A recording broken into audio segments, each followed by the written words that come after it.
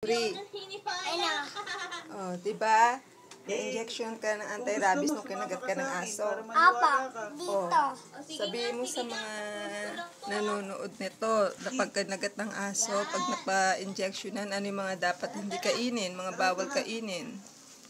Pizza, McDo, Jollibee, Manginasal, Iklog, Ano pa? Marami yun. hotdog, canton, noodles, soft drinks, chichurria, candy, Oh.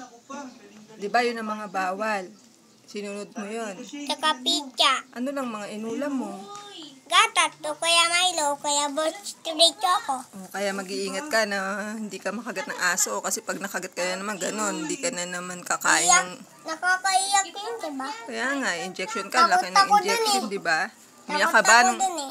umiyak ka ba nung na-injectionan ka? Apa, Kaya mag-iingat ka sa mga aso. siyali mo iyak. Huwag mong lalaruin yung mga aso, okay? Apa, Ha? Para apa. hindi bawal ang inasal at saka yung mga ano, para hindi bawal yun pag ano. Apo, oh, kaya okay. Jollibee, McDo. Oo, hindi ka makakain ng mga yun Kaya pag pizza. na-injectionan ka naman ng Pudgy bar. anti-rabies. Pwede yung mga pudgy bar. Mami,